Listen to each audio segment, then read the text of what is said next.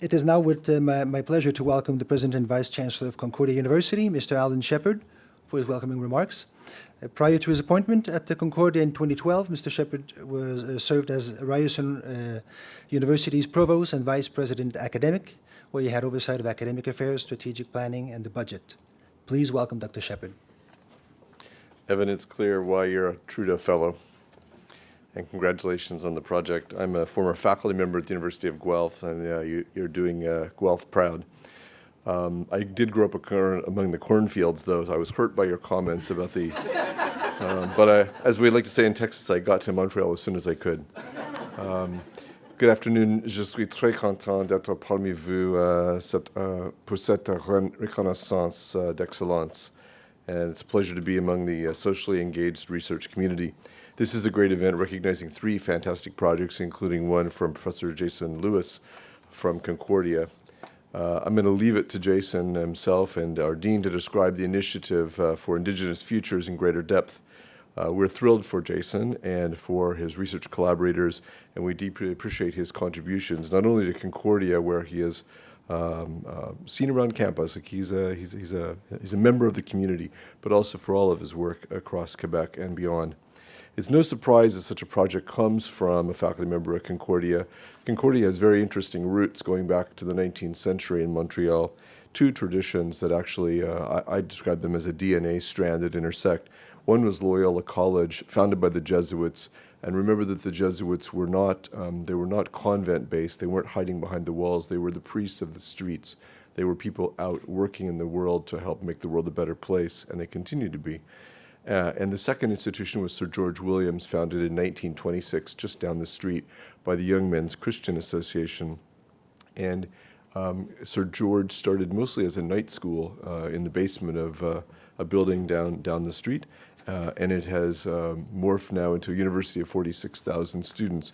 And we're still proud of the relationship we have to part-time students and to opportunities from all. Aujourd'hui, presque 50% de nos étudiants de première année sont les premiers dans leur famille à fréquenter à l'université. And as a next-generation university, Concordia is educating these first-generation students is a key piece of strengthening our society's foundation. Notre objectif est d'aider plus de Canadiens à prendre part à notre économie de savoir. Le projet de Jason Lewis est un excellent pas vers la réalisation de cette mission. I want to thank the Trudeau Foundation for strengthening First Nations identity through this important initiative and for all the support you've already provided Concordia scholars over the years to promote academic excellence right across Canada. And I want to congratulate Morris, whoever Morris is, on your new appointment.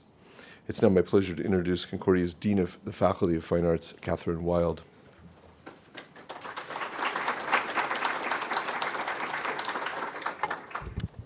Thank you, Alan. Hello to everyone. It's certainly my great pleasure to echo Alan's institutional pride, Concordia's pride, the Faculty of Fine Arts pride in the accomplishments and achievements of Professor Jason Lewis. Jason is an associate professor in the Department of Design and Computation Arts, where along with many distinguished colleagues, he leads research. He's the director of OBX Labs, and he is the co-director of Aboriginal Territories in Cyberspace. And his main collaborator, Skawanati Fregnito, is sitting right behind him. And he's also the co-director of the Skin Summer Institute. The Department of Design and Computation Arts is a young department. Jason is one of the key contributors, along with his outstanding colleagues. They've grown into a strong and diverse team who together lead all kinds of research focused on sustainable design, new media, and a commitment to interdisciplinarity and community outreach. They have a new master's in design, which is in the final stages of review, and Jason will be one of the faculty members leading the launch of that in about a year's time. Professor Lewis's research in digital media, poetry, and software design integrates a community-based approach and exemplifies his commitment to meaningful transfer of academic and intellectual activity to and for our communities. And based on Mr. Rosenberg's remarks earlier, the new solutions to standing issues and issues of long debate is something that is fundamental to Jason's work and research. And I would say it's easy to say that one of Jason's key goals is to probe and redefine the status quo, and that he is creating new ways for Aboriginal communities to tell their stories. One of the ways he has done this in the past is by engaging Aboriginal youth and inviting them into the academy, making space for them to both assess and determine their own future in terms of post-secondary education and also about how they communicate about their culture. Jason's Trudeau project will bring together an interdisciplinary group of Indigenous collaborators to imagine the Aboriginal futures, not just one future, but the futures through the transformative powers of arts-based education. And with that, I will let Jason tell you the details. So thank you, Catherine, for that lovely introduction. I want to start by acknowledging the Kanien'kehá:ka people on whose land we find ourselves today. Also with a couple of thank yous to Dean Weil and the Faculty of Fine Arts who've supported me since I arrived in 2001, and to Graham Carr and his predecessors in the Office of Research, Louise Dan Duran and Carol Brabant, who have provided amazing support over the last few years. Also Steve Loff, who nominated me. I'm sorry that Steve couldn't be here today. That would have been awesome. Did Owizogo arrive? No? Owizogo Lahash, who's been our main community partner. There she is, over there. Our main community partner and liaison through the development of the skins workshops, which I'll talk about later. And also Janice Bova, who's here from the Kahnawake Education Center. And last but most, to Scavanati Fragnito, this is our project. We built it together, and I'm very, very pleased to see it come to this point. So what is the Initiative for Indigenous Futures? I actually have a slideshow. There we go. So the initiative grows out of a long-term conversation Scavanati and I have been having about our desire to see to make space within the Indian community, within the Indigenous community, to talk about the future. So in the Indigenous community, we talk a lot about the past for good reasons. We also spend a lot of time dealing with the challenges of the present. But what we don't do is spend much time talking about the future and imagining what the future might be like. And so this project was developed to provide a space for us to engage other people in that conversation and to promote sort of an interest in those topics. And when we say the future, we're interested in the next generation, but we're also interested in 5 generations or 10 generations down the line. So science fiction territory. We're both big fans of science fiction in general, but in particular in the way that science fiction creates a space for us to imagine what we want to be in order to sort of think about and maybe take action in the present about who we are right now. So there are 3 main components. There's skins workshops on Aboriginal storytelling and digital media design. So these are workshops that we've been conducting since 2008, where we bring in youth primarily from Kahnawake up until now, though there's been a couple of people from Akwesasne. We bring them to Concordia to teach them how to make video games and give them a very sort of solid foundation in digital media production, but we do it within a context of storytelling from the community. So we bring in elders, we bring in storytellers who tell stories. They talk about the stories. They talk about like what it means to tell stories, but they also talk about why the stories are important to the community. And then we work with the students to think about how they could remediate portions of those stories or entire stories if they want into a video game format.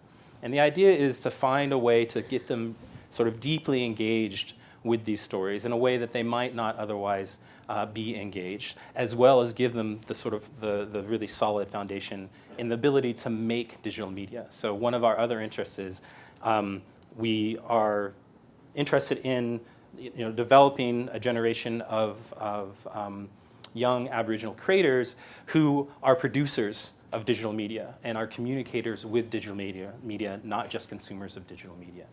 So what we're going to do over the course of the initiative and over the course of the Trudeau Fellowship is we're going to expand the workshops. So we're going to work with other communities. So Akwesasne and Ganasadage are the first two additional communities we're going to go to and start working with, but also look further afield. So some of the partners that we'll be working with are in Yellowknife around different communities up there, and also in UBC Okanagan. So the idea is to figure out, one, just sort of the mechanics and logistics of making that work, but also how to do that integration of storytelling and technical instruction with other communities' stories and other communities' ways of talking about and honoring their culture. So we're also interested in looking at different ways of doing it other than video games, so things like electronics, hardware hacking, mobile media, whatever it might be.